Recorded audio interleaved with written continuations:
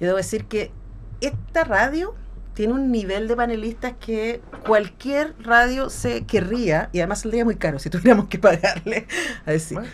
Pero en este caso, además, esta persona tiene una agenda tan ocupada, especialmente en estos momentos, porque además de ser el decano de la Facultad de Psicología, Gabriel Urzúa es el recién prístino vicerrector académico de nuestro UNIAC y está con una agenda del terror. Gracias por venir.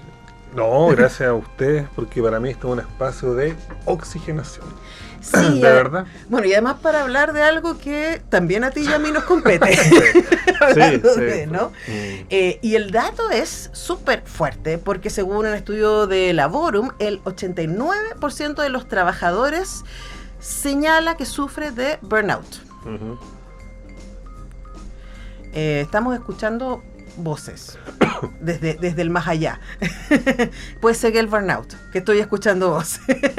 Entonces el dato es bien fuerte, porque ya no estamos hablando solamente de un tema individual, sino que el 89% de los trabajadores chilenos reconoce sufrir de agotamiento laboral, que es solo superado por Argentina, que tiene el 92%. Uh-huh. Entonces primero hablemos del fenómeno. ¿Qué entendemos por burnout? Uh-huh. Ya, mira, el estar quemado laboralmente es uno de los fenómenos que más ha estudiado la psicología durante los últimos 40 años, ¿no? Y eso no es menor el dato, porque hace 40 años es el advenimiento de la lógica neoliberal. Claro, estamos viviendo las consecuencias. Estamos viviendo las consecuencias, ¿no? El burnout es un síndrome, ¿sí?, que se caracteriza por el agotamiento físico y mental, por decirlo simple, a propósito de, en este caso, por condiciones laborales no solo abusivas, sino naturalizadas por el trabajador, naturalizadas por el empleador, ¿no? Donde, y acá quiero plantear un punto, donde la responsabilidad, además del autocuidado, uh-huh, se le asigna de manera individual al trabajador o trabajadora, desligándose de responsabilidad la institución, uh-huh, ¿no? Hay un par de investigaciones súper interesantes en ese sentido y responde nuevamente con esta lógica donde todo se le atribuye en términos de responsabilidad al sujeto, sí, descontextualizado, ¿no?, absolutamente individualizado. Por tanto, súper interesante y paradójico. Se detecta el burnout del trabajador, pero todo el autocuidado se le asigna como responsabilidad de manera individual al sujeto. Claro, pero, ¿no?, si estamos hablando del 89%, no es un síndrome individual, estamos hablando de un fenómeno social. Acá, súper interesante como lo plantea. El bienestar tiene que ser entendido como el bienestar colectivo, ¿no? El bienestar no es individual. Pero esto no, nuevamente, es un asunto que para nosotros nos resuena como casi una perogrullada, pero para la mayoría de la gente, los trabajadores en este caso, no. El bienestar es individual, depende de mí, de generar mis propias estrategias, ¿no? Pero el bienestar es colectivo, ¿sí? Suena como... De hecho, el dato, perdón, a propósito, para soportar lo que dices, solo el 52% de los especialistas en recursos humanos recibe reportes formales. Uh-huh. Entonces hay un 40% de personas que se reconocen con burnout, pero que no lo explicitan a sus propias empresas. Uh-huh. Uh-huh. Es un temazo, estamos hablando de casi la mitad. Sí, claro, porque el sobreentendido es que, insisto, la responsabilidad es individual y no institucional, pues, ¿no? Por tanto, yo tengo que gestionar mi tiempo para buscar espacios para mitigar el burnout o el agotamiento, ¿no? Entonces tengo que buscar espacios de recreación, de ocio, ¿no? Tengo que tener la capacidad de autorregularme para enfrentar cada día el trabajo sin además mermar productivamente, ¿no? Pero ahí aparece una contradicción súper básica, ¿no? Uh-huh. Que es ese mandato. El mandato de yo me tengo que hacer cargo de mi salud mental y de buscar espacios de contención y de aligerar la cabeza, de hacer ejercicio, etcétera, al mismo tiempo que eso tengo que hacerlo dentro de mis 24 horas. Uh-huh. Y al mismo tiempo se me pide que también en mis 24 horas, además de las horas laborales explicitadas, tengo que tener compromiso con la empresa. Uh-huh. Y tengo que terminar el informe. Y la cantidad de gente que tiene normalizado trabajar el fin de semana es una cuestión muy fuerte en este país. Y de hecho, una de las causas principales que se explica el burnout en estos estudios de Laborum es la falta de claridad respecto a las responsabilidades. Ese dato a mí me parece súper fascinante, porque uno podría pensar, ya hay maltrato, efectivamente 22% señala, ¿cierto? Hay sobrecarga y presión, pero el tema de la claridad respecto a las responsabilidades a mí me parece que es clave, porque ahí hay un lugar donde uno se puede intervenir comunitariamente. Acá la psicología del trabajo, o sea, y no la psicología organizacional, ha jugado un rol súper fundamental, porque la psicología organizacional lo que hace, que es súper interesante, trabajar los temas de estructura, ¿no? Y a veces los culturales, pero la psicología del trabajo lo que hace es trabajar más sobre los temas culturales asociados al trabajo. Esas normas explícitas, pero también sobre todo las normas tácitas, que son las que mejoran la salud mental en pro de lo que estamos conversando, ¿no?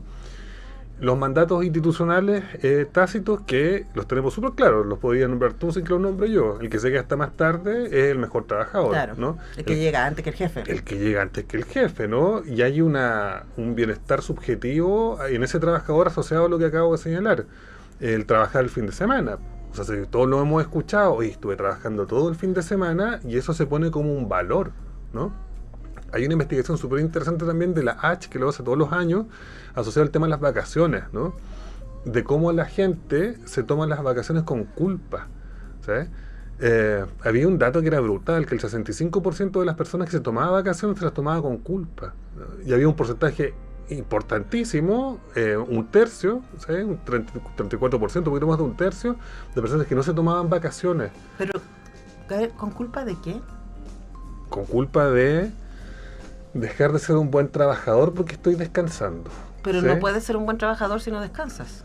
Por supuesto, pero ese dato, que lo comenté el año pasado en una radio amiga, la Radio Pauta, con Carolina de Moraz, cuando conversamos acerca de eso. Y llevé ese estudio entero, ¿no? Porque el tema era eso, y fue en el verano, fue en enero.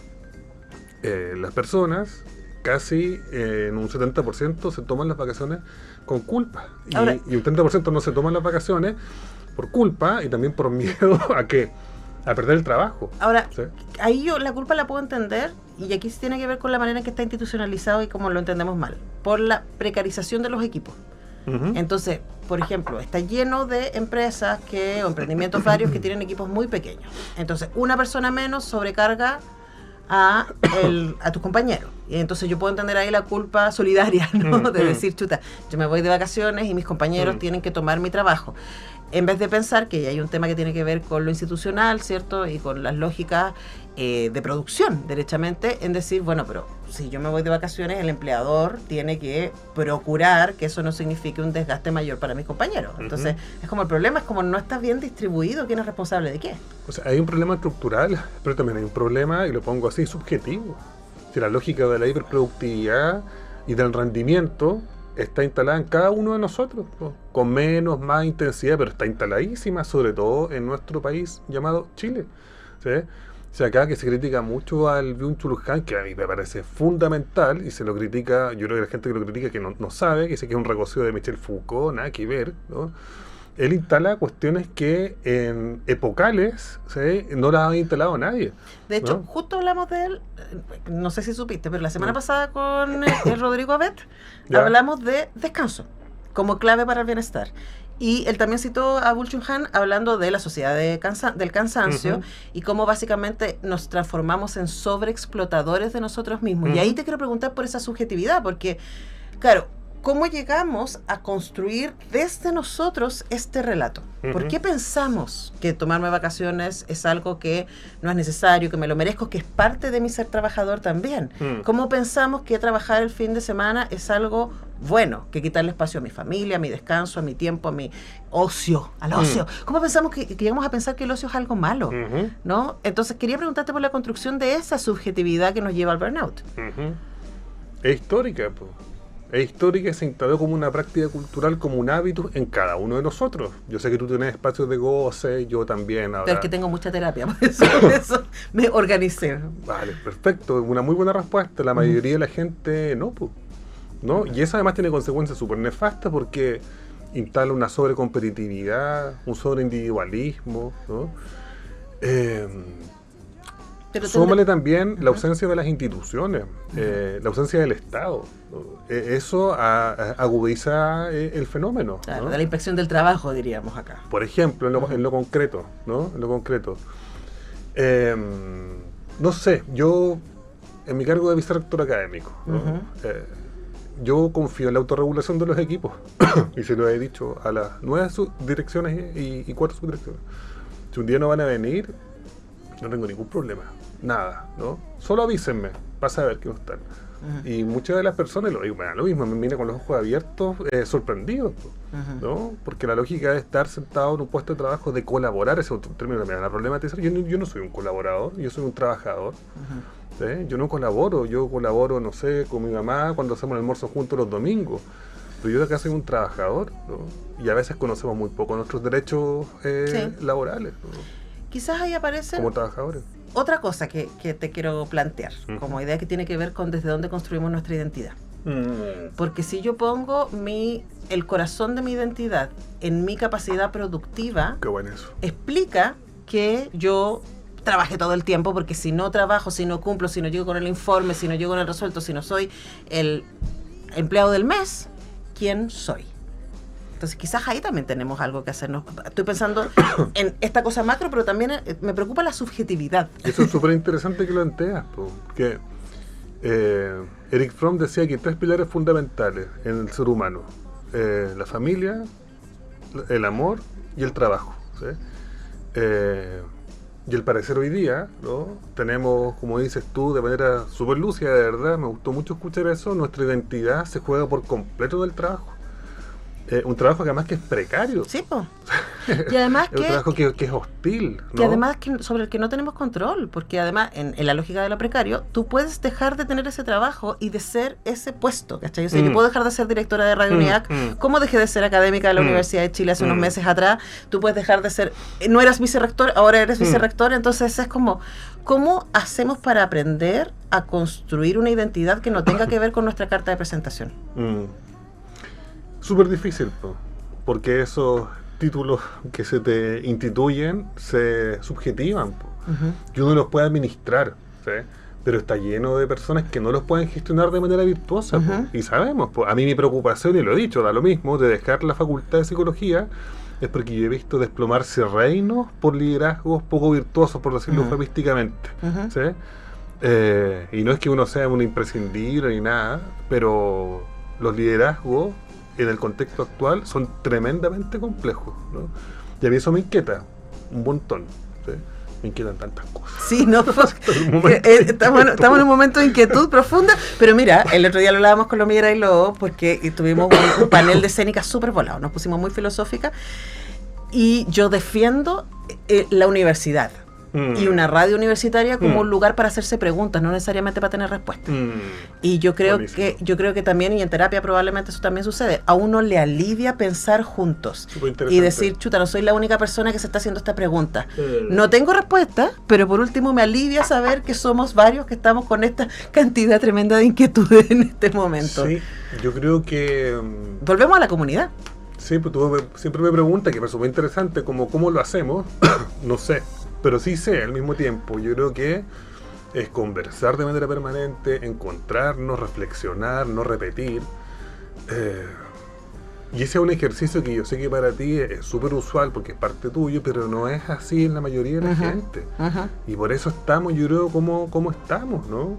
Y de verdad lo planteo desde esa toma de posición. Sí. El sano diálogo de discutir, de conversar, de problematizar, de desnaturalizar lo que se ha dado como natural.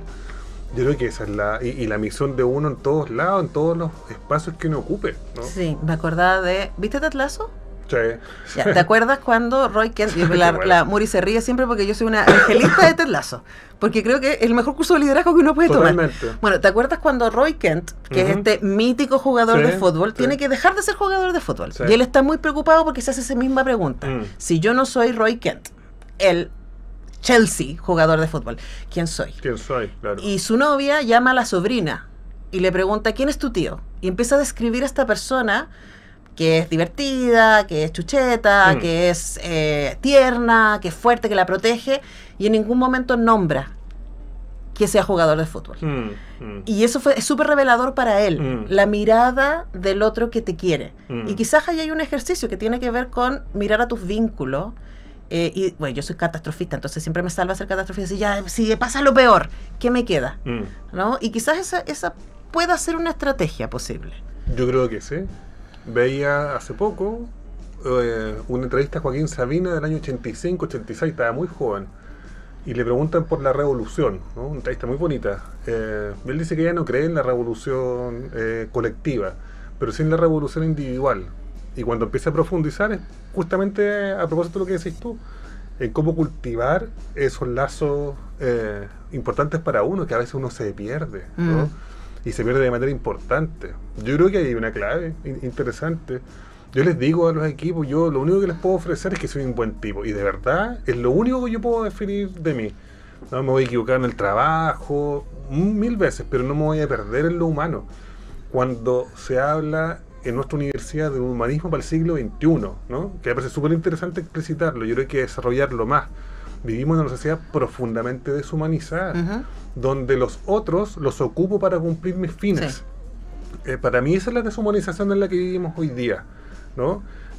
A mí me interesa mucho trabajar con niños y niñas y adolescentes. Ocupamos a los niños, niñas y adolescentes para cumplir nuestros propios objetivos. Ocupamos a las Antonella, ocupamos a las Muriel para cumplir mis objetivos. Para mí eso es pura deshumanización. Sí.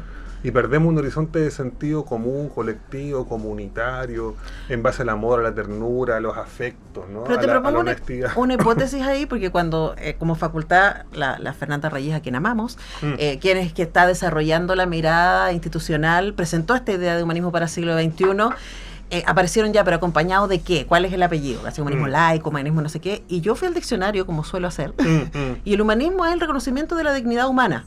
Eso es el humanismo. Totalmente. Pero parte por uno, pues si yo no reconozco mi dignidad, ¿cómo voy a ser capaz de reconocer la tuya? Parte por uno.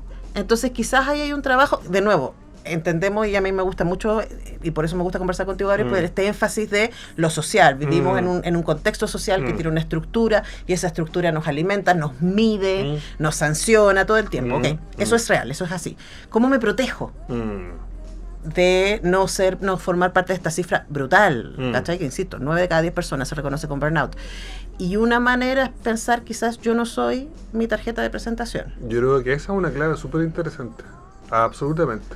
Y que el título o el trabajo es parte de mí, una parte, ¿no? Como decía Walt Whitman, yo soy multitud. Sí, tengo... muchos hombres viven dentro de mí, muchas mujeres viven dentro de ti. Y por eso somos contradictorios también. Y por eso somos contradictorios, qué interesante. Lo dice él en ese poema. Sí, pues, y tan entretenido, si no seríamos una planicie. Ahora, también propongo, porque como a mí me gusta hacer también muy... una cosa que, de hecho, lo he hablado con algunas amigas, es como, no caigas en la trampa de que vas a poder terminar tu to-do list, tus cosas que hacer en un día. O sea, siempre hay cosas que hacer. Así siempre hay mail que contestar, siempre hay cosas que resolver, siempre, pero tiene que haber, o sea, pero nunca vas a llegar a resolverlo todo en un horario de trabajo, entonces tiene que haber un momento que tú dices, chao, cerré el computador y hice lo que podía hacer hoy. Eso es súper interesante también, súper interesante. Yo me acuerdo, lo conversaba ayer con una amiga, que 2 jefes a mí que me marcaron, mi primer trabajo importante, entre comillas, en mi plan, y una vez me dice... que no se te caliente la cabeza si no sea solo por el sol, no por el trabajo, nunca. Y esa cuestión se me quedó dando vueltas. Y por otro lado, otro jefe interesante y que me dice, no pasa nada. Si no respondí este correo hoy día a las 7 de la tarde, no pasa nada, ciérrate, no va a pasar nada. Y no pasa nada. No pasa nada. No pasa nada. Pasan cosas malas y te esfuerzas. ¿No? Yo creo que eso es súper importante. Es como entender, también lo conversé con un jefe alguna vez, entender que uno tiene que ponerse... hay tanto que hacer siempre, ¿no? Que uno tiene que, para sobrevivir uno tiene que decir, esto es lo que puedo hacer esta semana, esto es a mediano plazo y esto es a largo plazo. Y si estoy tratando de resolver las cosas a mediano plazo, hoy día no resuelvo las de hoy día y se me suman. O sea, si pongo todos los demandas al mismo nivel de prioridad, me vuelvo loca. Entonces también es decir, desarrolle estrategias, gente. Eso es un poco lo que le queremos, como converse, hágase preguntas, piense. Y siempre vamos a decir, busque comunidad, busque su tribu. Así es. Para que le contenga. Nosotros acá en Radio Unida que estamos armando tribu. Así que, se nota. Sí, vamos. Oye, gracias, Gabriel Ursúa, por venir. Gracias a ti. Y respira. Le trajimos, respirar. le trajimos el libro de James Nestor, Gracias a Planeta, que le mandó este bestseller, Respira la nueva ciencia de un arte olvidado. ¿Viste? También necesitamos para esto. Yo me despido recordándoles que hoy día es viernes, viene Tantas Canciones Buenas, va a estar Karen Donoso, hablando de folclore y trabajo cultural en Chile durante la primera mitad del siglo XX. Es viernes también y por lo tanto hay puente de palabras a la 1:30, y durante todo el fin de semana recuerden que vamos a estar compartiendo con ustedes la repetición de nuestros programas, incluyendo Pensar Superior, el programa de nuestro rector, que estrenó conversando con Rosa Debes, rectora de la Universidad de Chile, que además institución que está de aniversario esta semana, así que tremenda conversación, muy amorosa además, fue muy bonito escuchar a los rectores hablando. Sí, escucha el programa, está bonito. Y si usted no puede escucharlo el fin de semana, recuerde que está en nuestro YouTube. Dicho todo eso, nos vamos. Muchas gracias a la Muri y a la Nelly que estuvieron en la producción, y a Mariano que nos puso al aire. Yo vuelvo el próximo lunes a las 10. Chau.